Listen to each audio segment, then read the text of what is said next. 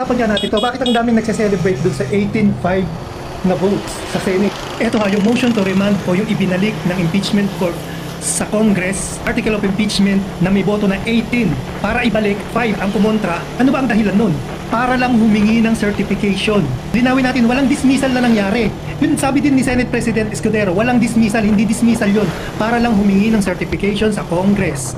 At yung dalawang resolution nila ni Robin Padilla, resolution to dismiss, failure din yun. Natalo din, binasura.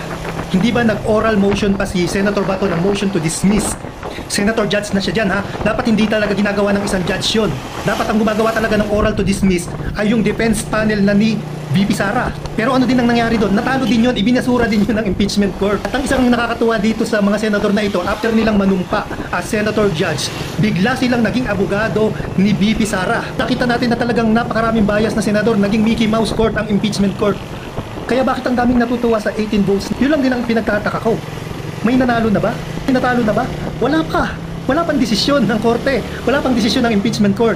Again ha, uulitin natin. Yung dalawang resolution na ipinasa ni Robin at ni Bato para i-dismiss ang impeachment, ibinasura yon.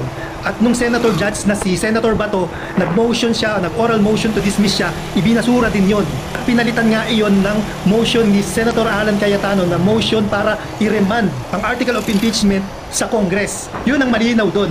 Ito, ang isang patunay pa na buhay ang impeachment.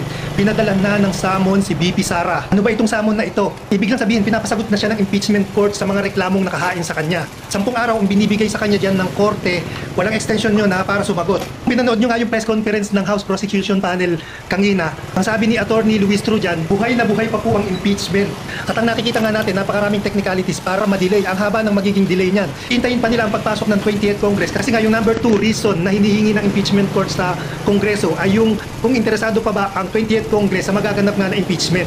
Kaya malabo pang mangyari na magtuloy-tuloy ang impeachment kasi hihintayin pa nila ang 20th Congress. Ang nakikita natin dito, pinapalundag nila yung impeachment na ito sa 20th Congress. Yan ang hindi pa natin malalaman ng sagot kung talagang lulundag pa ang impeachment na yan. Kasi opisyal na ding nagsarado ang lower house at ang upper house, hindi ba? Pagbukas pa ng 20th Congress ay sa July 27 yata, after pa ng SONA ng ating Pangulo. At ang sabi nga ng prosecution dyan kanina sa press conference nila, yan ang kauna-unahan nilang tatrabahuhin pagpasok ng 20th Congress. Kaya kung interesado talaga tayo sa topic na ganito, huwag lang tayo makitawa, huwag lang tayo makiiyak, huwag lang tayo makicelebrate.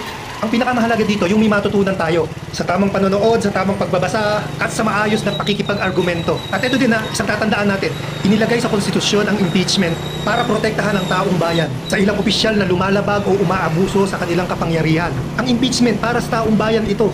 At yung mga akusado na yan, halimbawa nga ni VP Sara, may mga sariling abogado yan na magtatanggol sa kanya. At sa nakita nga natin, after manumpa ng mga senator judge, nakita natin na ipinagtatanggol siya ni Bato, ni Robin, ni Amy. Doon nawawalan ng tiwala ang taong bayan sa korte o sa institusyon na yan. Katulad niya ngayon, parang halos wala nang naniniwala sa Senado dahil sa nangyaring ganyan. Nanalo sila dahil na-delay nila ng husto ang trial. Kaya doon sa mga nagse-celebrate yan, congratulations kasi nagse-celebrate kayo. Kaya sa lahat ng interesado sa topic na ito, makinig ng tama, makipag-argumento ng tama, manood ng tama, para mag-celebrate ng tama.